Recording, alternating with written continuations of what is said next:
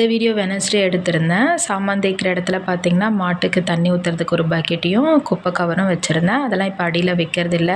குட்டி குட்டி கரப்பாம்பூச்சி வந்து 2-3 அதிகமாக வர ஆரம்பிச்சிடுச்சு. அதனால் அங்கே வைக்காமல் சாமான் தேய்க்கும் போது எல்லாத்தையுமே வந்து கழுவி ஒரே பாத்திரத்தில் ஊற்றி எடுத்துகிட்டு போய் வெளியில் இருக்க மாட்டு பக்கெட்டில் ஊற்றிட்டு வந்துடுறது. ஈவினிங் வந்து பசங்க வந்து செடிக்கு தண்ணி ஊற்ற சொல்லியிருந்தேன். செடி வந்து ரொம்ப வாடிடுச்சு வெயிலில் இருந்ததால். வாசலையும் கழுவி விட்டு வச்சுருந்தேன். கன்றுக்குட்டியை காலையிலே கட்டிடுறதால நம்ம வரதுக்குள்ளே வந்து கன்றுக்குட்டியை வந்து அந்த இடம் ஃபுல்லாகவே அசிங்கம் பண்ணி வைக்கிது. அதனால் அதை க்ளீன் பண்ணிவிட்டு அதை வந்து மாற்றி கட்டி விட்டுருவேன். சாயந்தரமாக டீயை போட்டு குடிச்சிட்டு இருக்கிற சாமான்லாம் முதல்ல ஒரு வாட்டி கழுவிடுவேன். அப்புறம் நைட்டு சமைச்சிட்டு மிச்ச சாமானுங்களையும் கழுவி வச்சுட்டு படுத்துருவேன். காலையில் நம்மளுக்கு கொஞ்சம் ஈஸியாக இருக்கும். காலையில் கிளம்பி போனால் ஈவினிங் தான் வரும். வீடு எதுவும் டஸ்ட் ஆகாது. இருந்தாலும் அந்த சாயந்தரம் வீடை பெருக்கிற பழக்கம் இருக்கிறதால சாயந்தரம் ஒரு வாட்டி வீடை பெருக்கிட்டு மூஞ்சை கழுவிட்டு விளக்கேற்றி விட்டுருவேன்.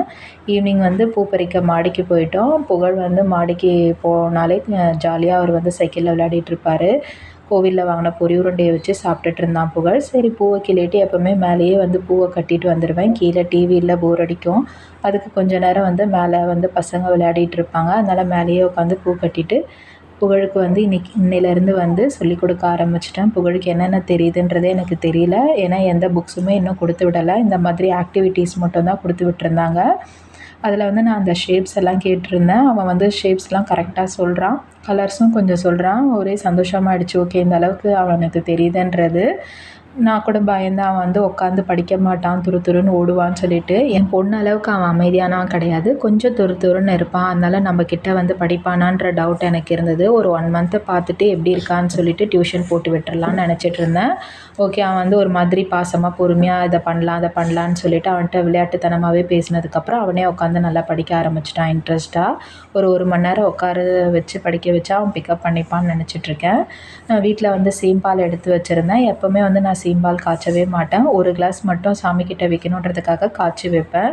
ஏன்னா எங்கள் யாருக்குமே அது பிடிக்காது. இன்னொன்று நாங்கள் செஞ்சதை டேஸ்ட்டு பண்ணதுமே கிடையாது. சரி, இந்த வாட்டி செஞ்சு தான் பார்க்கலாமே, எல்லாருமே நல்லாயிருக்குன்னு நம்மக்கிட்ட கேட்குறாங்களே, நம்ம ஒரு வாட்டி செஞ்சு தான் பார்ப்போமேன்னு சொல்லிவிட்டு இன்றைக்கி ஒரு வாட்டி 1 லிட்டர் பாலில் நான் காய்ச்சி எடுத்தேன். ரொம்ப சூப்பராக இருந்தது. நல்லா பால்கோவா மாதிரி.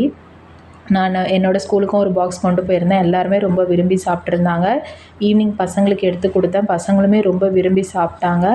நான் வந்து காய்ச்சும் போது அவங்களுக்கு காட்டலை, ஏன்னா அவங்க விரும்பி சாப்பிட மாட்டாங்களேன்ட்டு. அப்புறம் பால்கோவா மாதிரி இருக்குது, எப்படியோ சாப்பிடுவாங்கன்ற ஒரு நம்பிக்கையில் எடுத்து கொடுத்தேன். 2 பேருமே ரொம்ப விரும்பி சாப்பிட்ருந்தாங்க. இன்றைக்கி ஈவினிங் ஸ்நாக்ஸாக இதே பசங்க சாப்பிட்டுட்டாங்க. மறுநாள் பார்த்திங்கன்னா அமாவாசை சாமி கும்பிட்ற வேலை இருக்குது. சரி, அமாவாசைக்கு தேவையானது எல்லாமே நம்ம முன்னாலே செஞ்சு வச்சிடுறது நம்மளுக்கு கொஞ்சம் ஈஸியாக இருக்கும். பூஜை பாத்திரம் தேய்க்கணும். அதுக்காக வரும்போதே சபீனா வாங்கிட்டு வந்திருந்தேன். சபீனா ஒரு பாக்ஸில் ஸ்டோர் பண்ணிவிட்டு பூஜை சாமான்லாம் தேய்க்கணும். மணக்கட்டெல்லாம் மட்டும் முதல் ப்ளெயின் வாட்டரில் வாஷ் பண்ணி எடுத்து வச்சுருக்கேன். இன்னும் கொஞ்சம் சாமான்லாம் இருக்குது, தேய்ச்சிட்டு அதுக்கப்புறமா பூஜை பாத்திரம் தேய்ச்சி குங்குமஞ்சாலாம் வச்சுட்டேன். வாரம் எப்படி இருந்தாலும் பூஜை சாமான் தேய்ச்சிருவேன். ஏதாவது ஒரு வாரம் தான் மிஸ் ஆகிடும். உங்களோட ஸ்கூலில் பார்த்தீங்கன்னா ஃப்ரைடே ஆனால் கலர் ட்ரெஸ் ஏதாவது ஒரு தீம் கொடுத்துருவாங்க. இன்றைக்கி வந்து பைஜாமா ஜிப்பா சொல்லியிருக்காங்க. அதுக்கு பைஜாமா பாட்டம் வந்து நாடா இல்லாமல் இருந்தது. நாடாவை கோத்து வச்சுட்டேன். காலையில் ஈஸியாக இருக்கும். இந்த மாதிரி மறுநாளைக்கு என்னென்ன தேவைன்றதை முன்னாலே நம்ம வந்து யோசித்து எல்லாமே ரெடி பண்ணி வச்சுக்கிட்டா நம்ம கிளம்புற நேரத்தில் நம்மளுக்கு டென்ஷன் இல்லாமல் இருக்கும்.